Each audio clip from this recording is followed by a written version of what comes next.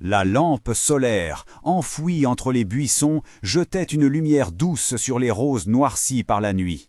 Richard restait immobile, adossé au mur de pierre, la respiration maîtrisée comme un violoniste qui retient la note avant de la laisser vibrer.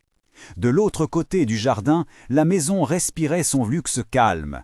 Hautes baies vitrées, silhouettes de mobilier épuré et, plus loin, des voix étouffées qui coupaient parfois le silence des fontaines. Il observait, non pas avec la distance froide d'un propriétaire, mais avec l'attention tendue d'un père qui surveille le sommeil d'un enfant malade. Si vous restez jusqu'à la fin, pensez à vous abonner, à activer les notifications et à laisser un like. Ça aide ceux qui défendent les plus vulnérables à être entendus. La première nuit sous la barbe et la salopette, la maison avait semblé un théâtre auquel il n'appartenait plus. Richard avait appris le geste du jardinier, ramasser les feuilles, effleurer la terre, ajuster la tonte. Les invités, lors des réceptions, ne regardaient jamais le sol. Ils regardaient Vanessa. Elle était une chorégraphie de sourires polis et de talons qui claquent, un costume d'assurance tissé de soie et de regards calculés. Richard avait regardé longtemps ses enfants, cherchant le moment où quelque chose avait basculé. Une photo floue prise par une baby-sitter, un rappel manqué de crèche, des silences trop longtemps prolongés à table. Et puis, il avait entendu, dans un coin de la cuisine, un chuchotement qu'il n'avait pas voulu croire au départ. Il n'aimait pas l'idée d'espionner. Il n'aimait pas s'imaginer sous une fausse barbe, parlant d'une voix qui n'était pas la sienne.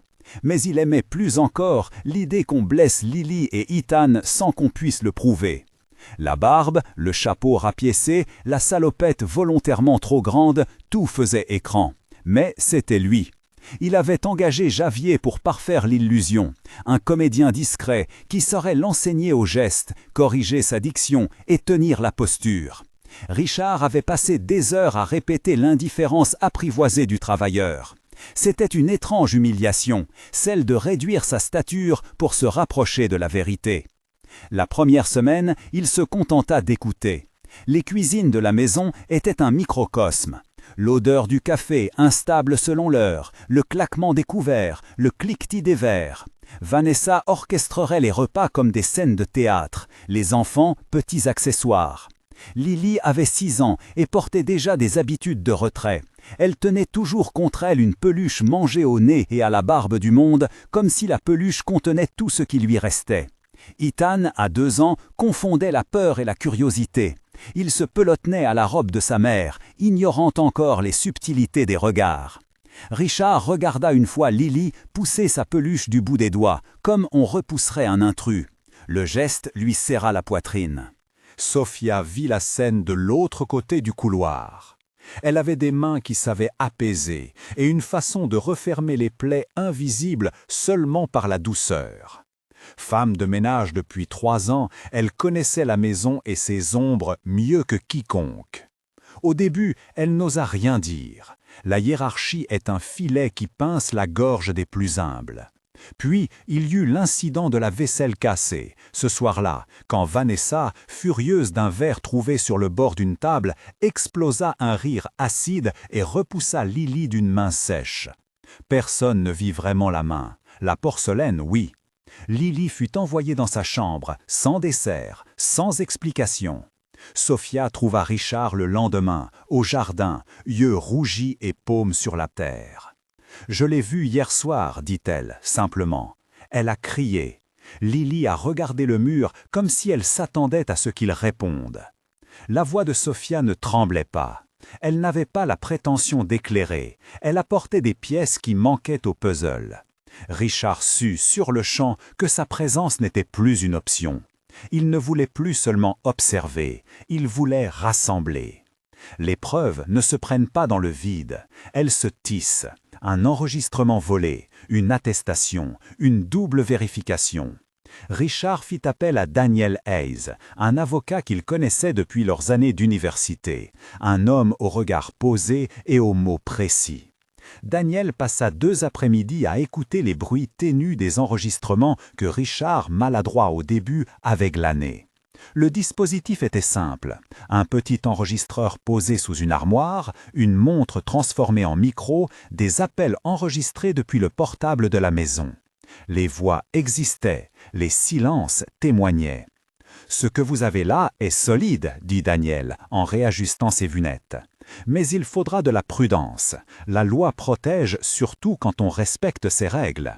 Je sais, répondit Richard, je sais que ce n'est pas moi qui décide. Je veux simplement que les preuves ne s'évaporent pas. J'ai peur qu'elles réagissent si elles sentent le piège. Alors, dit Daniel, il faut préparer la suite, garde, protection, dépôt chez un officier neutre. Et surtout, il faut un témoin qui ne soit pas dans la maison. Sophia accepta d'être ce témoin. Elle savait qu'il y avait un coût à parler, un prix que les plus fragiles payaient souvent. Mais sa loyauté avait plus d'épaisseur que la peur.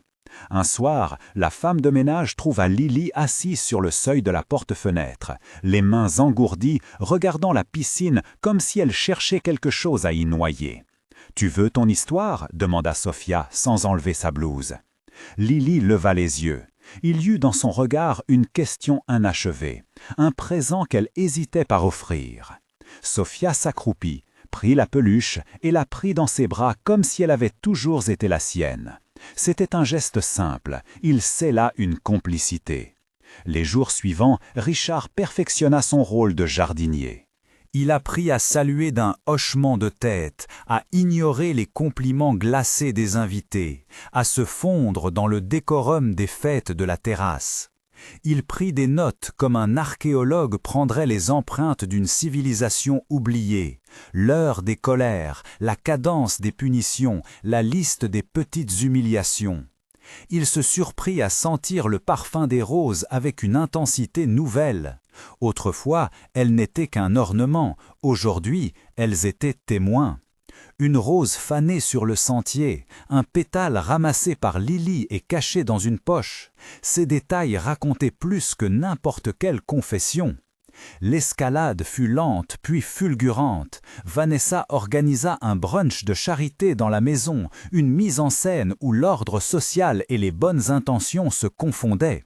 Les invités étaient des visages polis, des applaudissements mesurés, des regards qui allaient et venaient comme des insectes affolés. Richard savait que c'était là qu'il devrait frapper. Il passa la semaine à enregistrer, non pas par cruauté, mais par nécessité. Le ton de Vanessa changeait avec les caméras. Elle devenait plus charmeuse, plus performative, et c'était dans les moments où l'attention se détournait que les fissures révélaient leurs secrets. La tentative la plus dangereuse se produisit lorsque Vanessa, en présence d'une amie, prit Lily à part et lui fit répéter devant tous une erreur qu'elle n'avait pas commise. Ce fut une humiliation en public, un conte cruel pour amuser. Lily, rouge, reposa la peluche sur sa poitrine comme pour camoufler la honte. Richard sentit alors une colère lourde et silencieuse monter en lui, une colère aimante qui ne cherchait pas l'ennemi mais la sécurité. Sophia, de son côté, affronta l'antagonisme direct. Une nuit, Vanessa éleva la voix à l'égard de la femme de ménage, la jaugea comme on teste un objet. Des menaces voilées suivirent, de petites allusions professionnelles, une volonté de réduire Sophia au silence. Cette dernière répondit par une dignité obstinée. Elle n'avait pas peur de perdre son emploi, car elle avait déjà perdu d'autres choses. Richard, témoin tardif, sentit son cœur se resserrer à la pensée d'une amie périssant sous la stratégie d'une femme plus préoccupée par son image que par l'innocence qui respirait sous son toit. La collecte de preuves culmina dans une action minutieuse. Richard plaça un micro miniature près de la cuisine, un petit appareil qu'il avait dissimulé dans un pot de basilic. Javier, l'acteur, joua le rôle d'un ami qui devait inviter Vanessa à un dîner impromptu, l'amener à se confier, laisser affleurer ses mécanismes. Sophia, de son côté, prit sur elle le rôle dangereux de se mettre entre Vanessa et les enfants lorsqu'il le fallait, parfois en chuchotant un prétexte, parfois en détournant la conversation. Daniel organisa la logistique légale, un dépôt sécurisé de fichiers, témoins prêts à déclarer, procédure pour l'obtention rapide d'ordres de protection si nécessaire. Richard était bien conscient de la ligne qu'il franchissait. Il n'était pas un justicier au-dessus des lois. Il était un père qui avait décidé d'utiliser des moyens inhabituels pour faire apparaître une vérité. Chaque nuit, avant de se retirer dans la chambre du motel qu'il avait loué sous un faux nom, il relisait les règles que Daniel lui avait rappelées. Prudence et transparence. Ne pas user de violence. Se souvenir que la fin ne justifie pas tous les moyens. Ses pensées le tenaient éveillé, mais ne l'empêchaient pas d'avancer. Quand la seconde moitié du plan se déroula, le danger se fit plus net. Vanessa comprit qu'elle était surveillée. Elle chercha la faille, intensifia les humiliations pour forcer un pas en avant. Une fois, elle fit interdire que Lily participe à une sortie scolaire pour un motif futile. La petite regarda la porte avec une distance nouvelle, comme si elle avait compris que le monde pouvait être consentant à la souffrance. C'était le point de non-retour. Richard sut qu'il devait agir. La mise en scène de la révélation fut conçue pour frapper au cœur de l'apparence. Un événement sur la terrasse, un déjeuner privé où Vanessa se sentait au centre, des invités triés pour leur influence sociale. Richard avait demandé à Daniel d'être présent, discret, prêt à intervenir. Sophia serait à ses côtés, non pour jouer un rôle, mais pour garantir aux enfants un refuge. Javier serait l'ami fin, qui, d'une phrase, provoquerait la confession. Mais la pièce maîtresse restait l'enregistrement. Richard avait chargé le petit appareil de capter la suite de gestes, de mots que Vanessa avait tenus à l'écart. La preuve, disait Daniel, est parfois plus forte que tout autre témoignage. Le jour de la confrontation, le ciel était dur et bas, comme la conclusion d'une longue attente. La terrasse faisait face au jardin. Les rosiers encore en bourgeons étaient alignés comme un public silencieux. Les convives arrivaient, légers, avec des conversations qui s'évaporaient au moindre souffle. Vanessa se tint droite, exacte comme toujours. Lily et Ethan restèrent à distance, ombre pâle. Sophia s'installa près d'eux, main sur le dos de Lily, geste discret et immédiat. Richard, en jardinier, posa son regard sur la scène. Il paya le tribut de l'humiliation et serra la mâchoire. Quand le moment vint, il retira la barbe. Ce ne fut pas un geste théâtral. Ce fut l'enlèvement d'un vêtement devenu trop lourd. Un silence tomba, presque religieux. Les invités se figèrent. Vanessa cligna des yeux, la surprise masquant un instant la colère. Richard ne la regarda pas d'abord. Il se tourna vers Daniel et d'une voix calme, il fit jouer l'enregistrement. La voix de Vanessa, distincte et sans artifice, emplit l'air. Les mots étaient lents, perfides. Il n'y aurait pas de cris, physiques détaillés, seulement des ordres, des dénis, des humiliations. Les convives entendirent, incrédules, la mécanique de la manipulation. Les réactions furent diverses. Certains se crispèrent, d'autres cherchèrent une issue. Quelques-uns détournèrent les yeux, comme pour éviter d'être associés. Vanessa pâlit, puis rougit, passa de la maîtrise à la paranoïa en un battement de cils. « Richard, murmura-t-elle d'abord, puis s'éleva comme une coupe d'acier. Qui vous a donné le droit ?» Le droit, dit-il, lentement, est celui de protéger ses enfants, répondit-il. Vous pouvez nier devant eux ce que vous avez fait dans la pénombre, mais il y a des témoins qui tiennent la lumière. La scène éclata ensuite en bref chaos. Vanessa tenta de répliquer en public, de jouer la carte de l'indignation. Les invités, mal à l'aise, commencèrent à s'éloigner. Daniel se leva, posa un dossier sur la table et expliqua, avec la neutralité d'un homme de loi, que des mesures avaient été prises. Les ordres de représentation, la mise en place d'une procédure de divorce, la demande d'ordre temporaire pour la garde, il ne donna pas de détails juridiques qui n'avaient pas lieu d'être, mais il serra le poing autour des documents comme si leur poids était déjà une sanction. Vanessa perçut la défaite avant que les mots ne l'atteignent. Sa stratégie d'attaque se transforma en tentative d'humiliation pour sauver sa posture. Mais la grosseur de ses mensonges ne supporta pas la petite taille d'un enregistreur. Elle recula, chercha un refuge dans l'indignation feinte, puis finalement s'en alla. Ce départ ne fut pas une scène dramatique d'estrade. Il fut une fuite silencieuse, une valise tirée d'une armoire, des talons qui claquaient dans le couloir et la porte qui se refermait sur un passé qui allait devoir répondre. Richard sentit alors une vague inattendue, une fatigue immense, comme si la tension qu'il avait soutenue depuis des semaines venait de se dissoudre en larmes retenues. Il s'agenouilla près de Lily, prit sa main. Les doigts de la petite se refermèrent sur sa paume, fragile comme un chantier de papier. Ethan s'accrocha à la jambe de Sophia et la regarda comme on regarde l'héroïne d'un conte. Sophia reçut ensuite la reconnaissance qu'elle n'avait pas cherchée. Richard la prit à part, dans la cuisine qui sentait encore le café, et lui dit, avec des mots simples et tremblants, « Je n'aurais jamais pu le faire sans vous. Je ne sais pas comment remercier. » « Vous n'avez pas à le faire, dit-elle en secouant la tête. Faites en sorte qu'ils soient en sécurité. C'est tout ce que je veux pour eux. » Richard promit. Ce fut une promesse qui ne se traduisit pas seulement en paroles, mais en actes. Daniel confirma la mise en mouvement des procédures, l'avocat rédigea les premières requêtes et contacta des services de protection pour s'assurer que Lily et Ethan auraient un environnement sûr. Les mesures ne garantissent pas la guérison, mais elles empêchent la récidive, et dans le monde des blessures invisibles, c'est parfois déjà un soin. Les jours suivants furent un temps d'apaisement fragile. Vanessa partit sans bruit. Les murs, longtemps habités par un spectacle de contrôle, laissèrent place à un silence qui n'était pas vide, mais plein de possibilités. Richard s'autorisa à rester dans la maison, non plus en spectateur déguisé, mais en père visible.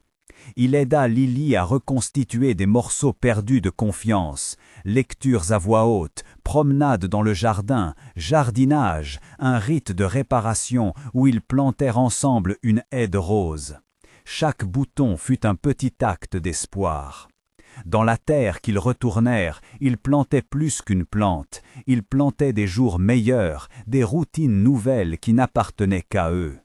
Sophia fut reconnue publiquement. Richard s'assura qu'elle reçoive une sécurité et un soutien financier pour sa famille.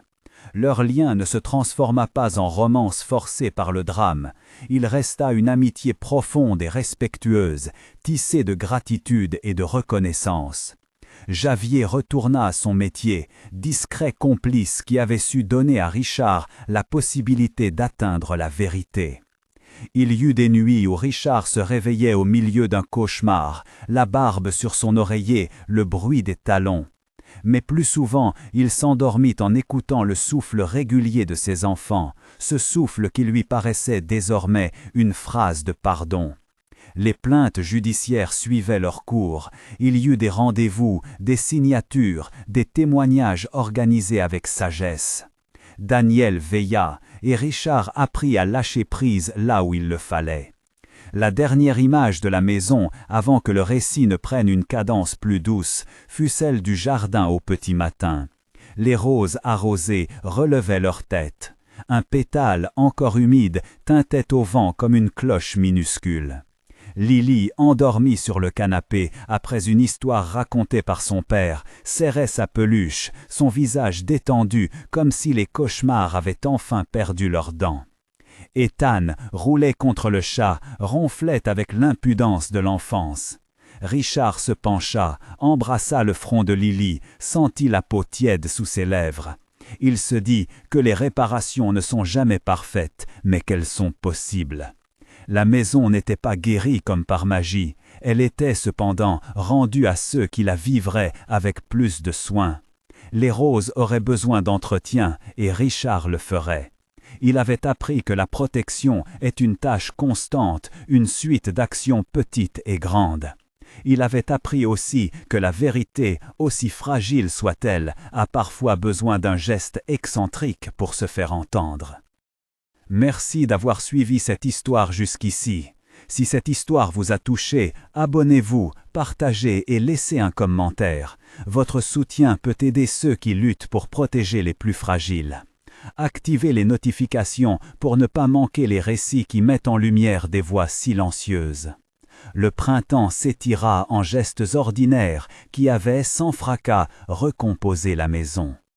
Les matins prenaient désormais le rythme des petites choses. Le claquement doux d'une tasse contre une soucoupe, la radio qui murmurait une musique sans prétention pendant que Richard préparait le petit déjeuner, les pas feutrés d'Ethan qui cherchait sa chaussette préférée sous le canapé.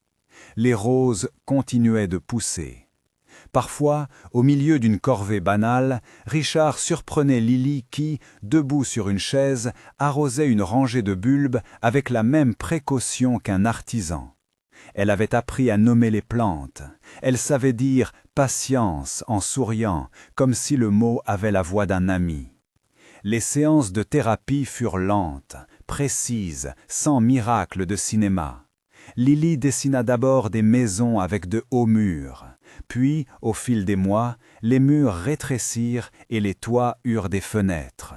Elle apprit, avec une psychologue qui usait d'une patience solide, à identifier les sensations qui précédaient la peur. Le creux dans le ventre, le goût métallique sur la langue, la chaleur dans les mains. Une fois ces signaux nommés, on pouvait petit à petit choisir une autre réponse. Richard était présent à chaque session possible. Apprendre à écouter devint pour lui un atelier quotidien. Écouter sans chercher immédiatement à réparer, laisser que la parole de la petite vienne à son rythme. Ethan grandit comme si rien, ou presque rien, n'avait entamé son inclination à l'espièglerie. Il inventa des chansons dont les couplets explosaient en rire, et il ramenait à la maison un chat errant qu'il décréta membre officiel de la famille. Le chat s'acclimata au bras d'Ethan, et parfois, au milieu de la nuit, son ronron était la seule chose qui empêchait Richard de se laisser happer par les images revenant en boucle. Ces nuits restaient rares, mais possibles. Les cauchemars de Lily reculèrent, et quand ils revenaient, ils furent plus courts, et il y avait des jours, de plus en plus, où la fillette se réveillait en sachant exactement comment demander de l'aide. Sophia entra dans leur vie selon une logique de présence. Elle venait pour des raisons pratiques, papiers à signer, rendez-vous à organiser, et restait pour des raisons humaines. Lily l'appelait parfois Madame Sophia, avec un mélange de confiance erronée et d'affection naïve, puis corrigeait l'adresse en un simple Sophia quand la chaleur de la relation le permettait. Entre elles, il y eut des silences qui ne pesaient pas. Des fous rires à propos d'un coussin qui refusait de rester en place et une douceur mutuelle qui n'avait pas besoin d'être nommée. Sophia avait retrouvé une habileté à tendre la main sans s'y perdre. Pour elle, la reconnaissance publique et la protection reçue étaient des moyens, pas des fins. Elle continuait à travailler, à préparer des repas pour d'autres familles, à accepter des projets qui l'éloignaient parfois pendant la journée, mais revenaient toujours avec un petit mot ou un biscuit artisanal pour les enfants. Richard commença à accepter qu'il n'était plus seulement le père qui devait réparer en urgence. Il comprit que sa tâche prochaine était d'accompagner la reconstruction, non comme maître d'œuvre unique, mais comme gardien attentif. Il trouva du temps pour écouter Daniel, dont la présence ne se résumait pas à des conseils juridiques. Daniel offrait parfois, avec sa réserve habituelle, un café et une oreille qui pesaient les mots avec soin. Javier, lui, reparut dans des instants lumineux. Il apportait des outils, remettait une étagère en place, souriait en regardant Ethan grimper sur une chaise pour essayer un tournevis trop grand. Il avait retrouvé son métier, mais il l'exerçait avec la discrétion d'un complice qui savait la valeur des gestes modestes. Le processus judiciaire suivit son cours, avec la lenteur désarmante des institutions et la rigueur nécessaire de la loi. Vanessa fut poursuivie, des témoins furent entendus, des dossiers montés.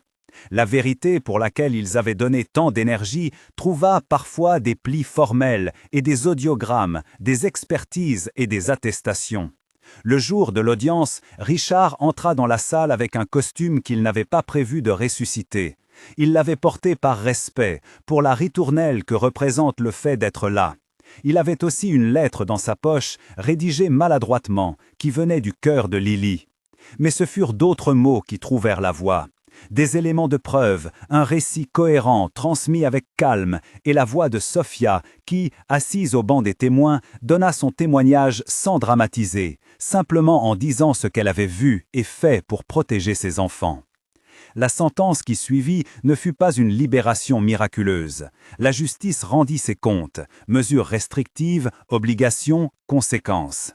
Vanessa fut condamnée de manière proportionnée aux faits établis.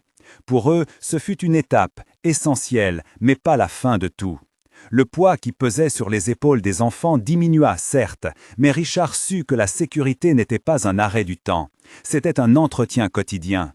Il regarda Lily serrer la main de Sophia après l'audience, et il sentit un calme nouveau s'installer, non pas triomphant, mais serein. Au fil des mois, la maison accueillit des fêtes sans promesse de festivités extravagantes. Un anniversaire d'Ethan avec un gâteau renversé qui fut plus apprécié pour sa créativité que pour son aspect formel. Une petite cérémonie pour la première pétale ouverte de la haie de roses que Richard et Lily avaient plantée ensemble. Ces instants, simples, réparateurs, devenaient des repères, chacun d'eux marquait un progrès dans la cartographie nouvelle de leur vie commune. Un après-midi d'étang, alors que la lumière passait entre les branches de l'érable et que les enfants jouaient au soleil, Richard reçut un courriel de l'école de Lily. Il apprit qu'on lui proposait de témoigner lors d'une réunion d'information destinée aux parents.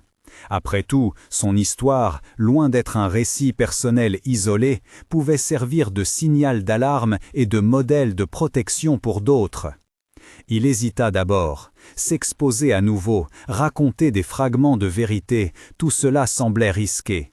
Mais il accepta, non pour se montrer, mais pour que d'autres familles sachent reconnaître les signes et pour que les voies d'aide soient moins difficiles à emprunter. La réunion eut lieu dans une salle lumineuse du centre communautaire. Des parents se pressaient, préoccupés, désireux de comprendre. Richard parla sans fioriture. Il évoqua la prudence d'abord, la nécessité d'écouter les enfants ensuite et l'importance des actions concrètes. Écrire, conserver, protéger. Il ne parla pas en héros, il parla en père qui avait appris à prendre la mesure de ses peurs et à les traduire en gestes. À la fin de son intervention, plusieurs personnes vinrent lui serrer la main. Une mère, la voix tremblante, lui confia qu'elle n'avait jamais su comment poser la question à son fils. Une autre demanda des ressources. Richard sentit que la douleur qu'ils avaient traversée pouvait, transformée en paroles, devenir une sorte de service.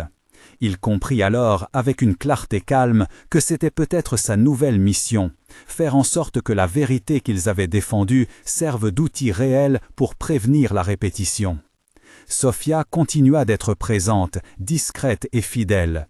Un soir, après une longue journée où Lily avait eu du mal à dormir, elle resta pour le dîner. Ils parlèrent peu, il n'y eut pas de grandes proclamations. Mais, à la fin du repas, Sophia posa sur la table une petite boîte en carton. À l'intérieur, des biscuits aux amandes faits maison. « Pour les jours difficiles », dit-elle. Richard la regarda, et il sut que la dette qu'il sentait être la sienne n'était pas destinée à être remboursée. Il n'y avait pas de contrainte d'affection à rendre, il y avait de la gratitude à vivre et à laisser vivre, librement. Le temps continua de faire son travail discret. Lily entra à l'école primaire avec la confiance mesurée d'une enfant accompagnée. Elle choisit la couleur rouge pour son cartable et la couleur bleu ciel pour ses chaussures. Ses maîtresses remarquèrent sa capacité à écouter les autres, parfois avec une empathie étonnante pour son âge. Ethan trouva un terrain d'aventure dans le parc du quartier et désormais Richard ne redoutait plus chaque soir de le savoir dehors. Les petites alarmes qui avaient rythmé leur nuit passèrent à un niveau d'alerte raisonnable. Elles revenaient encore parfois, mais moins fréquemment, et sans provoquer l'effondrement qu'elles auraient autrefois suscité. Il y eut des conflits résiduels. Un après-midi, à l'épicerie, une silhouette familière fit vaciller quelqu'un dans leurs pensées. Richard sentit une torsion ancienne dans son estomac. Mais la prudence, les mesures de sécurité et un réseau d'amis et de voisins vigilants rendirent ces rencontres rares et maîtrisables. Ils apprirent à dire non, à poser des limites sans honte, à refuser des invitations qui semblaient inviter l'histoire ancienne à revenir dans l'actuel. Un petit événement illustra la profondeur du changement. C'était la fête de fin d'année de l'école. Ethan fit un spectacle ridicule et charmant. Lily termina la journée avec un dessin qu'elle offrit à Richard, une maison, une haie de roses et, au centre, 3 silhouettes dessinées, toutes souriantes. Pour qu'on se souvienne, dit-elle en tendant le papier.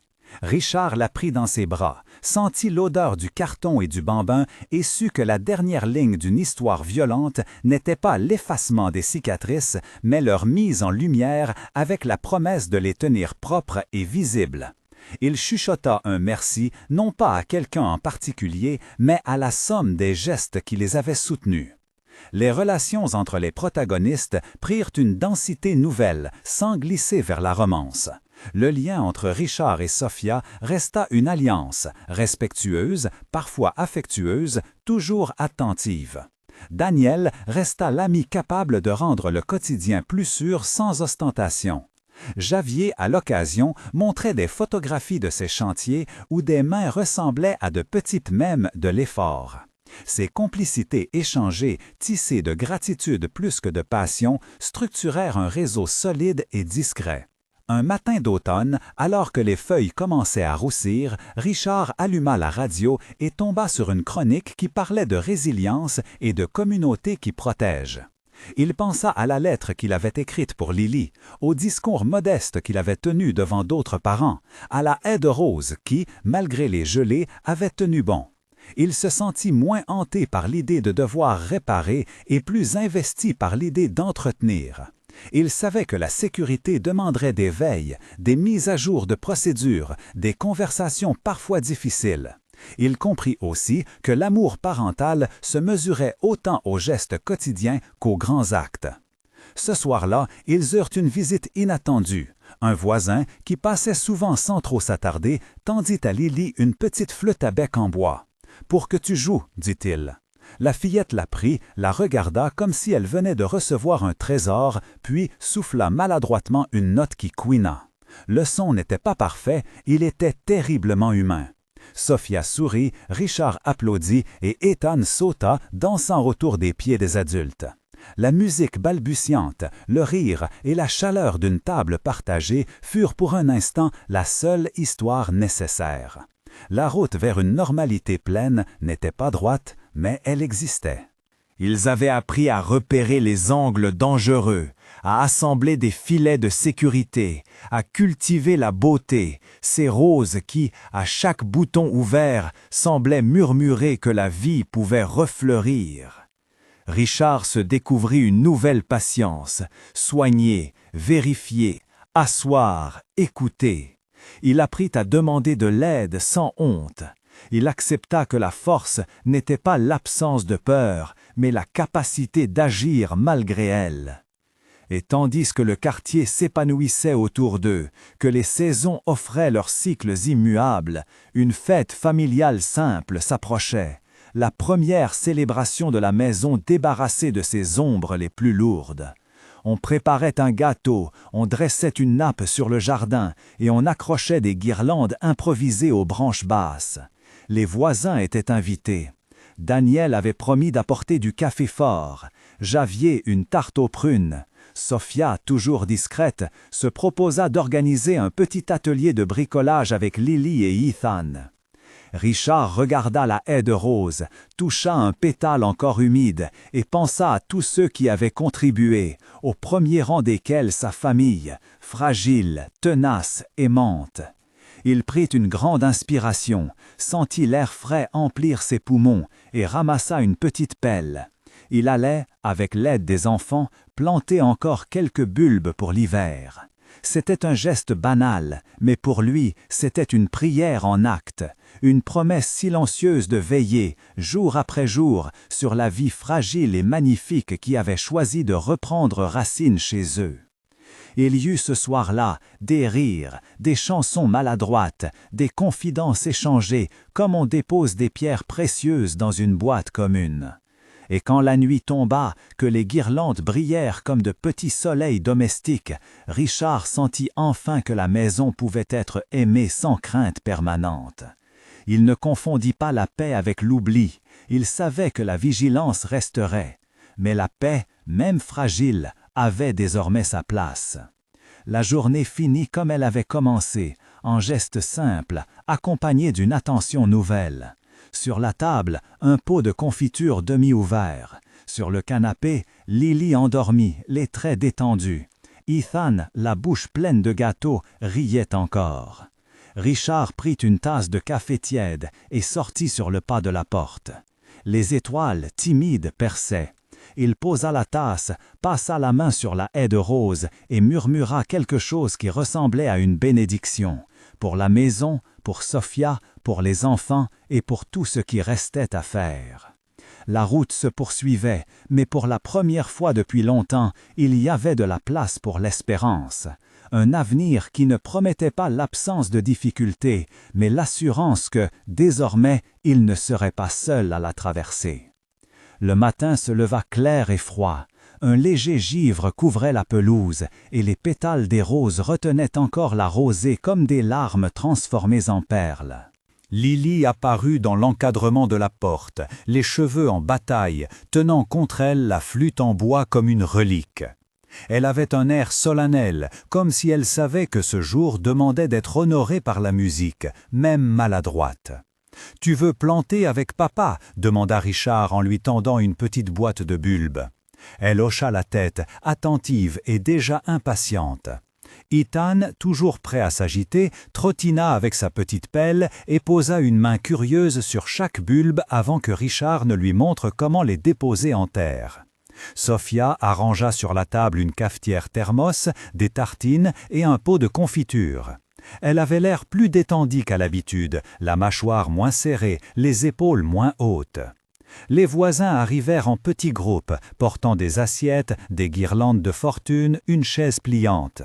Daniel posa sa tasse fumante sur la nappe et s'agenouilla pour expliquer à Ethan comment tracer une ligne droite, savoir où creuser pour que les bulbes aient de la place pour respirer. Javier, avec ses mains encore parfumées de prunes, discuta avec Sophia de motifs à découper pour l'atelier. La voix du quartier, ce tissu de banalité et d'attention, tissait autour d'eux un calme tenu. « On fait une ronde de surveillance, » dit Daniel soudain, mi-platitude, mi-assurance. « Pas pour espionner, mais pour être sûr que personne ne reste seul trop longtemps. Je prends la première semaine, après on cale les jours. » Il parla comme s'il réglait un détail concret, mais chacun sut que c'était autre chose, une promesse collective d'œil ouvert, de présence ordinaire. Richard sentit la gorge se serrer un instant, puis se détendit. Demander de l'aide n'avait plus l'air d'une faiblesse, c'était un acte de sagesse. Il accepta. « Merci », dit-il simplement. Les voisins hochèrent sans cérémonie, comme on signe un accord tacite. On parla ensuite de la fête, qui apporterait quoi, quel coin du jardin serait dédié aux enfants. La conversation dériva sur des histoires de saisons passées, sur des souvenirs de jolis automnes, jusqu'à ce que la musique naissante de Lily attire tout le monde. Elle souffla une note plus longtemps que la veille. Cette fois, le son ne couina pas, il trembla, hésita, mais s'étira en une sorte de phrase. Quelqu'un applaudit avant que Richard ne puisse l'inviter. Le geste fut simple, spontané, et la fillette s'inclina comme une petite artiste qui venait de recevoir sa première approbation. Sophia la prit dans ses bras, presque en larmes, et Richard sentit que ce moment valait toutes les longues nuits sans dormir. L'après-midi se déroula en petits épisodes. Atelier de bricolage où l'on fabriqua des oiseaux en carton, lecture d'une histoire à voix haute sur la nappe, des jeux de ballon dont Ethan raffola. Pendant que les adultes parlaient de banalités et échangeaient des recettes, un voisin plus âgé proposa d'organiser un groupe de paroles informelles une fois par semaine, chez lui, autour d'un café. « Pas de discours, juste des gens qui écoutent », dit-il. L'idée fut accueillie avec chaleur et quelques sourires reconnaissants. Ces rituels, café partagé, chants maladroits, rondes de voisinage, se révélèrent au fil du jour comme autant de pansements minuscules mais nécessaires. Vers la fin de la journée, alors que le ciel prenait des teintes de marmelade, Lily insista pour refaire un air. Elle se plaça près de la haie qui jetait ses ombres allongées sur le gazon et souffla avec plus d'assurance. La mélodie, faite de notes éparses, trouva sa route parmi les voix et les rires. Les adultes se turent pour l'entendre comme s'il rendait à l'enfant le droit de s'exprimer sans précautions inutiles. À la fin, un homme du voisinage proposa de lui donner quelques leçons simples. Il connaissait un peu de solfège. Lily accepta avec un sérieux presque cérémonial. Quand la dernière assiette fut vide et que les guirlandes frémirent sous une brise légère, les invités partirent un à un, saluant, promettant de revenir. Le jardin retrouva sa solitude aimable. Richard resta encore un moment, agenouillé, les mains dans la terre, sentant la granité sous ses doigts. Il repensa à la lettre qu'il avait écrite pour Lily, ces mots qu'il avait choisis pour dire qu'il serait là, par tous les moyens possibles, et comprit que tenir cette promesse exigerait des actes répétés, des heures où la présence serait silencieuse mais réelle. La nuit tomba plus nette que la veille. Sur la table, une assiette en carton traînait avec quelques miettes. Sur la pelouse, des petits cailloux témoignaient des jeux d'enfants. Richard rentra, prit Lily qui continuait de jouer avec la flûte sans se lasser et la guida vers la fenêtre de sa chambre. Ils regardèrent ensemble la haie, puis la ville, puis les étoiles qui, bien que timides, brillaient comme d'habitude. « Tu as bien joué », murmura-t-il. Elle répondit par un sourire qui éclaira ses yeux comme une lampe. Au moment de coucher les enfants, Ethan fit une résistance passagère, peur d'un bruit, peur d'un coin d'ombre. Richard s'installa à côté du lit, la main posée sur le front chaud, et raconta une histoire inventée, une histoire où un petit renard courageux surmontait ses frayeurs par des petites actions. Les mots flottaient, doux et précis. Sophia l'écouta depuis l'encadrement de la porte, un livre dans les mains. Il y eut un bref échange, une reconnaissance silencieuse de la fatigue de l'autre, puis un baiser sur la tempe et le retrait léger de la femme qui savait protéger en faisant reculer la nuit de son propre pas. Seul, un instant, Richard écrivit quelques lignes sur un carnet qu'il avait commencé à tenir depuis peu. Il nota des choses simples, qui veillait quand, quel geste avait aidé, ce qu'il devait dire aux voisins qui proposeraient les leçons de flûte, les besoins à surveiller pour l'hiver. Ces listes n'étaient pas bureaucratiques. Elles étaient des ponts jetés entre les jours de peur et les jours où la confiance pouvait renaître. Écrire lui donnait une forme à sa vigilance. Il savait désormais que l'on pouvait tenir en respect la peur par l'organisation douce, par des réseaux d'attention. Le lendemain matin, un courrier surprit la famille. Une petite invitation du centre communautaire pour participer à une foire des talents qui se tiendrait dans un mois. On proposait une scène pour les enfants, une table pour les voisins qui souhaiteraient montrer des savoir-faire. Richard lut la lettre à voix haute. Le cœur lui battit d'abord d'appréhension. Exposer leurs blessures n'était pas sans risque. Puis, peu à peu, de curiosité. Et si la musique de Lily, loin d'être un nomadisme privé, venait à être partagée? Et si partager signifiait se relier davantage au quartier, transformer la peur en lien? Ils en parlèrent en famille. Sophia sourit à l'idée d'un atelier public.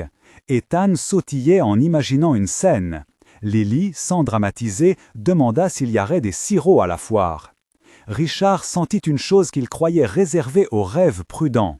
La possibilité d'un projet simple qui rassemblerait les forces nouvelles autour d'eux. Il accepta de s'inscrire. C'était un pas modeste, mais il impliquait des conversations à venir, des répétitions, des moments d'entraînement pour Lily. Ce n'était pas une réparation miraculeuse, c'était un prolongement de leur décision de tenir plutôt que de réparer. Les semaines suivantes se tissèrent d'un travail patient. Il répétait la mélodie de Lily sur le petit banc du jardin, aidé parfois par le voisin aux leçons improvisées. Ils établirent un planning de veille avec Daniel et d'autres, non pour surveiller des fantômes, mais pour garantir des présences. Sophia peaufina ses bricolages pour la foire, Ethan apprit à ranger après avoir joué, et Richard continua à noter, à organiser, à demander de l'aide avec une posture nouvelle, sans honte, simple, comme on demande du sel à la table voisine.